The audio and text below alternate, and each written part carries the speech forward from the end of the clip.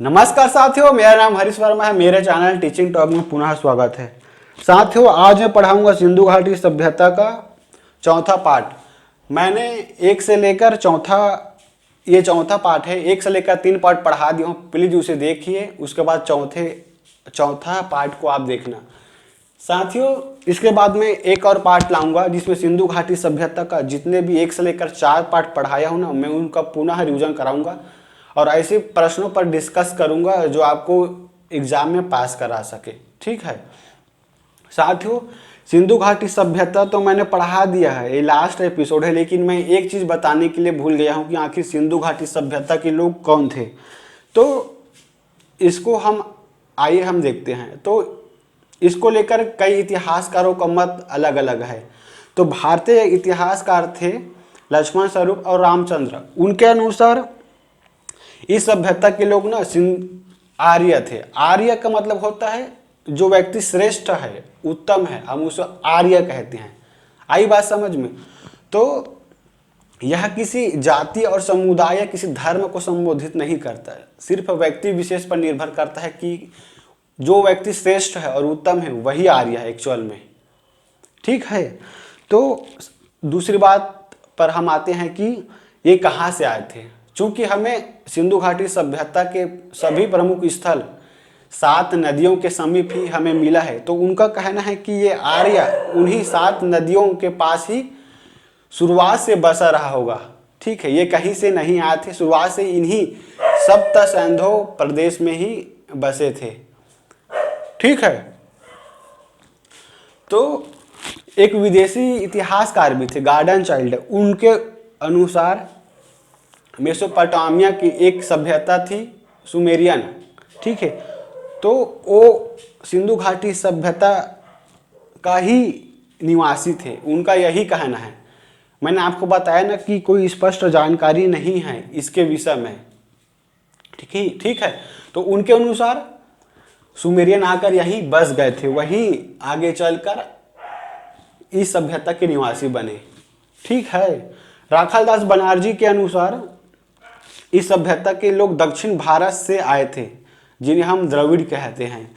तो राखालदास बनर्जी के मत के अनुसार इस सभ्यता के लोग द्रविड़ थे जो दक्षिण भारत से आकर बस गए। ठीक है, तो अब हम आते हैं साथियों 4th पार्ट पर। राजनीतिक संगठन पर हम सबसे पहले डिस्कस करेंगे। तो राजनीतिक स्वरूप पर हम अच्छे से बात करेंगे, क्योंकि राजनीति किसी भी समाज का एक महत्वपूर्ण हिस्सा होता है। ठीक है, तो सिंधु घाटी सभ्यता के विकास और जितने भी व्यापकता है ना, उसको देखकर स्पष्ट जानकारी मिलता है कि सिंधु घाटी सभ्यता किसी केंद्रीय सत्ता के हाथ में संचालित होता था। ठीक है, लेकिन कोई स्पष्ट हमें जानकारी नहीं है कि केंद्रीय सत्ता क्या लोकतंत्र के माध्यम से संचालित होता था, जैसे आज वर्तमान भारत में होता है। ठीक है, यह भी स्पष्ट हमें जानकारी नहीं मिलता कि क्या केंद्रीय सत्ता राजतंत्र थी। ठीक है, हमें यह जानकारी किसी भी रूप में स्पष्ट नहीं होता कि कौन लोग सिंधु घाटी सभ्यता को केंद्रीय रूप से संचालित करता था। तो कई इतिहासकारों ने अपना अनुमान साक्ष्य के अनुसार अलग अलग मत दिए। तो आइए हम स्पष्ट रूप से देखते हैं। हंटर के अनुसार यह जनतंत्रात्मक था, यानी कि लोकतंत्र। जैसे वर्तमान में हम केंद्रीय सरकार, राज्य सरकार को वोट देकर चुनते हैं ना, ठीक उसी प्रकार से इनका मत है कि उस समय भी यही प्रक्रिया होता था। ठीक है, अब दूसरा देखेंगे पिग्गट का। पिग्गट के अनुसार सिंधु घाटी सभ्यता को पुरोहित के द्वारा शासन होता था। पुरोहितों के द्वारा इसलिए क्योंकि इस सभ्यता में ना धार्मिक प्रभाव कहीं ज़्यादा था। तो पुरोहित काफ़ी विद्वान माने जाते हैं, तो विद्वानों के द्वारा इस केंद्रीय सत्ता का ही संचालन हो सकता, ऐसा अनुमान किसने लगाया था? पिग्गट ने। तो उन्होंने मत दिया था कि पुरोहितों का शासन था सिंधु घाटी सभ्यता में। ठीक है, सबसे लोकप्रिय इस मामले में था वो है व्यापारियों का शासन।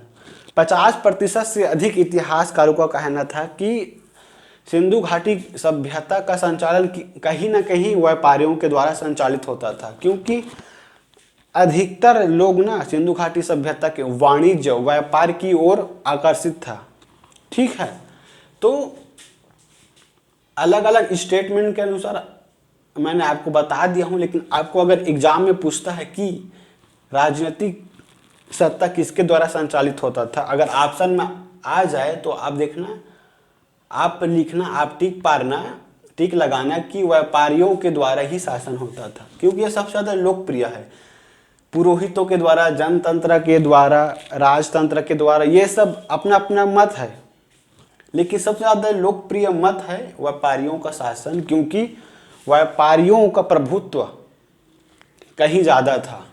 ठीक है, अब हम आते हैं साथियों सामाजिक जीवन पर डिस्कस करते हैं। ठीक है, अगर आज आप वर्तमान समाज को आप पहचानते हो, जानते हो कि वर्तमान समाज में किस तरह के परिवेश है, तो आपको 90% सिंधु घाटी सभ्यता समझ में आ जाएगा। क्योंकि जो जीवन शैली सिंधु घाटी सभ्यता में ना बरसों पुराने हैं, वो आज हमें वर्तमान भारत में, वर्तमान दुनिया में देखने को मिलता है। अगर हम अभी वर्तमान परिवेश में जी रहे हैं, हम इसको महसूस करते हैं कि राजनीतिक जीवन कैसा है हमारे देश में, सामाजिक जीवन कैसा है, आर्थिक जीवन कैसा है। तो जितने भी जीवन शैली ही ना वर्तमान में हमारे भारत देश में कहीं भी है, कहीं भी, तो इसका विकास ना, वर्तमान का विकास पहले हो चुका है। आई बात समझ में? तो जैसे कि वर्तमान भारत में, वर्तमान दुनिया में परिवार ही महत्वपूर्ण इकाई होता है, तो वैसी ही सिंधु घाटी सभ्यता में परिवार भी महत्वपूर्ण इकाई था। ठीक है, मैंने आपको बता दिया हूँ कि राजनीतिक संगठन आज भी है, पहले भी था। तो इससे स्पष्ट होता है कि अगर हम आज के परिवेश को समझ रहे हैं, जीवन शैली को, तो आप सिंधु घाटी सभ्यता का लगभग 90% जीवन शैली को समझ पाएंगे। ठीक है, तो हम आते हैं सामाजिक जीवन पर। तो परिवार ना मात्र सत्तात्मक था, मात्र सत्तात्मक थी परिवार। ठीक है, इसके पीछे साक्ष्य यही देते हैं कि उस समय मात्र देवी की पूजा होती थी, पहला हो गया। दूसरा, मुहरों पर अंकित ऐसे चित्र जिससे देखकर यह महसूस होता है कि उस समय के परिवार मात्र सत्तात्मक थी। ठीक है, उसके बाद आते हैं साथियों, समाज ना कई वर्गों में बटा हुआ था, जैसे कि पुरोहितों का वर्ग, व्यापारियों का वर्ग, अधिकारियों का वर्ग, शिल्पी का वर्ग, श्रमिकों का वर्ग। तो अलग अलग भागों में विभाजित था, अलग अलग कामों के अनुसार। ठीक है, उसके बाद देखते हैं साथियों यहाँ के लोग कौन से वस्त्र का प्रयोग करते थे।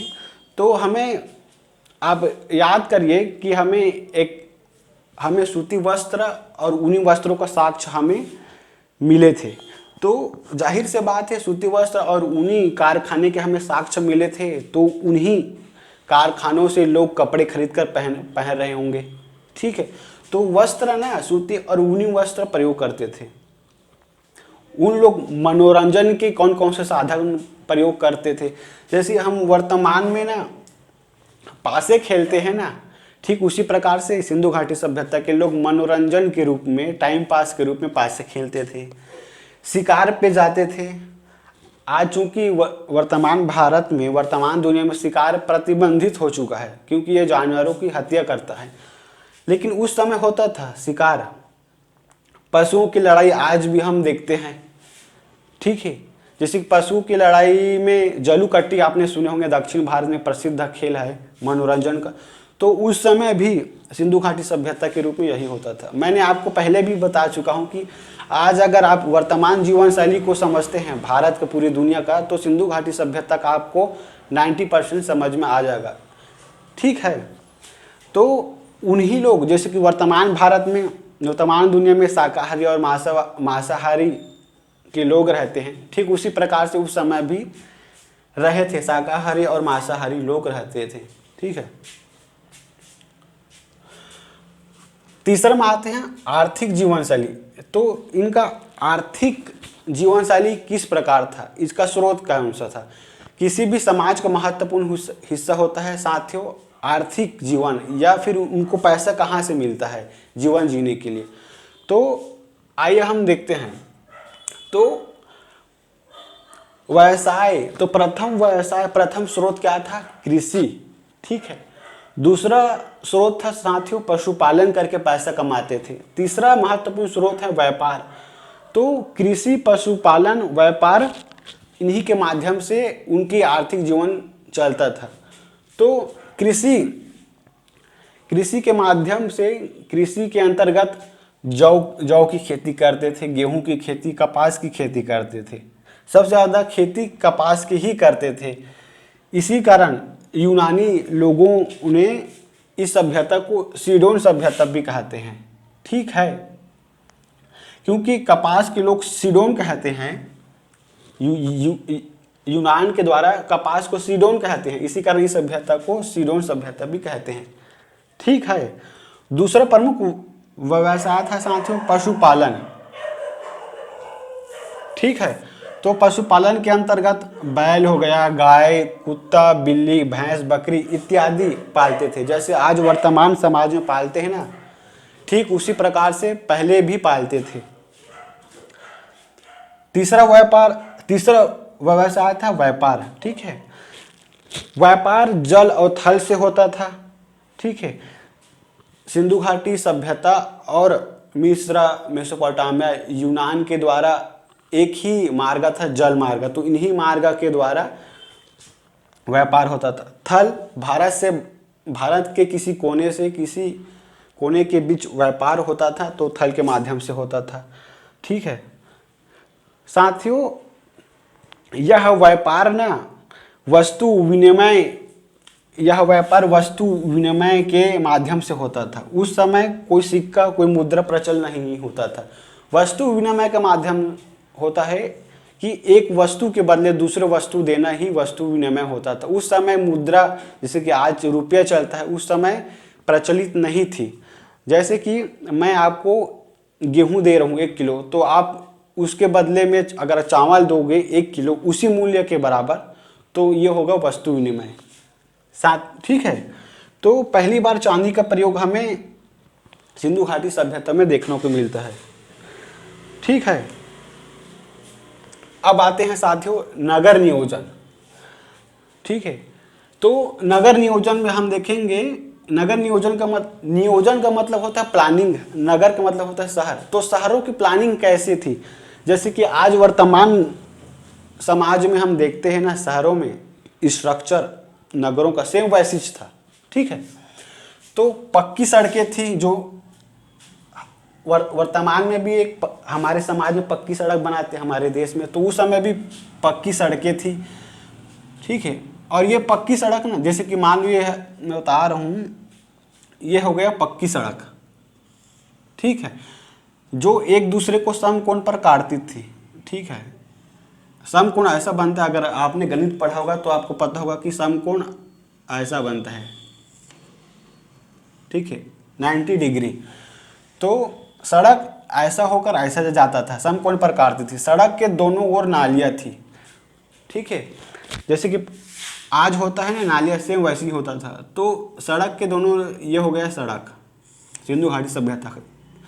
तो बारिश होगी तो सड़क का पानी किस में जाएगा, नाली में जाएगा, और नाली के माध्यम से किसी और कहीं डंप हो जाएगा वो गंदी पानी। ठीक है। तो इनके दोनों ओर नालियाँ थी। ठीक है। अब हम आएंगे मकान नियोजन।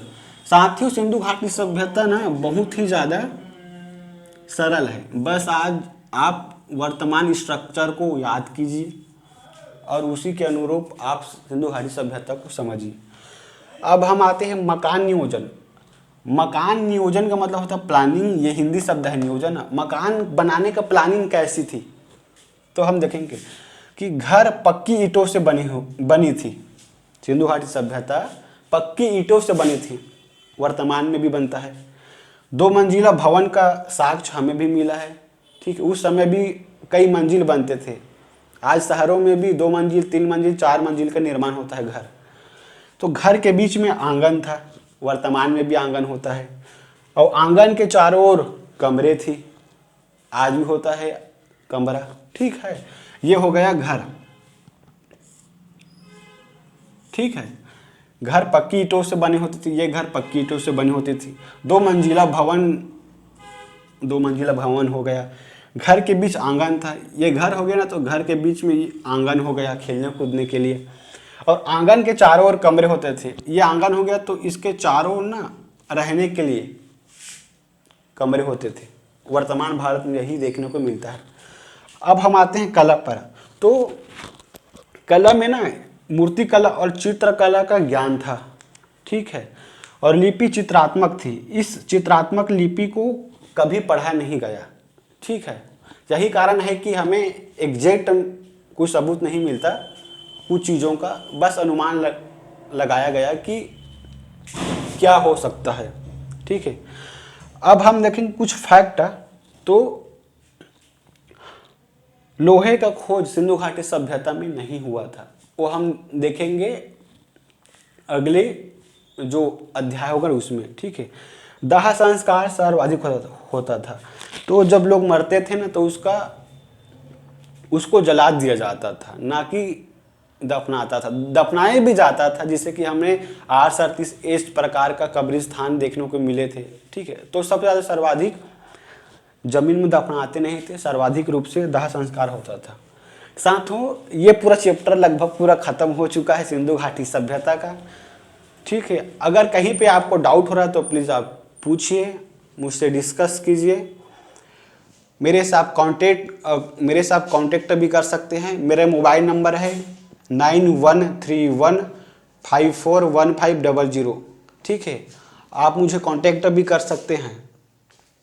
तो हम लास्ट चरण में आएंगे कि इस सिंधु घाटी सभ्यता जो इतनी उन्नत थी, जो 21वीं सदी में जो हम जैसे भारत की परिकल्पना कर रहे हैं, वो 2500 साल पहले थी, विद्यमान थी। तो ऐसे क्या घटना घटी कि वो सिंधु घाटी सभ्यता पूरी तरह से नष्ट हो गया। जॉन मार्शल ने सिंधु घाटी सभ्यता का पतन का कारण सिंधु नदी में आए बाढ़ की वजह को बताया है। आई बात समझ में? जिस प्रकार से वर्तमान समय में भारी बारिश की वजह से उत्तर भारत के कई इलाके, घर डूब गए, नष्ट हो गए, ठीक उसी तर्क के अनुसार जॉन मार्शल ने कहा है कि सिंधु नदी के आसपास जितने भी क्षेत्र है ना, वो सब डूब गए। किसके कारण? सिंधु नदी में बाढ़ आने के कारण। सिर्फ सिंधु नदी बस नहीं है, 7 नदियां हैं, रावी, चिनाब, व्यास, सरस्वती। इन्हीं सभी में बाढ़ आने की वजह से सिंधु घाटी का पतन हो गया। और व्हीलर और पिग्गर जो विदेशी इतिहासकार हैं, इनके अनुसार शायद विदेशी आक्रमण हुए होंगे, क्योंकि इतने बड़े सभ्यता है सिंधु घाटी सभ्यता, तो उसको कब्जा करने के लिए ना विदेशी आक्रमण हुआ होगा। तो उन्हीं लोग आकर इनको नष्ट कर दिए। ठीक है, स्टाइल के अनुसार जलवायु परिवर्तन इसका मुख्य कारण हो सकता है। तो साथियों, अगर यह वीडियो आपको समझ में आ रहा है तो प्लीज़ मेरे चैनल को सब्सक्राइब कीजिए और लाइक शेयर फटाफट कीजिए। धन्यवाद। जय हिंद।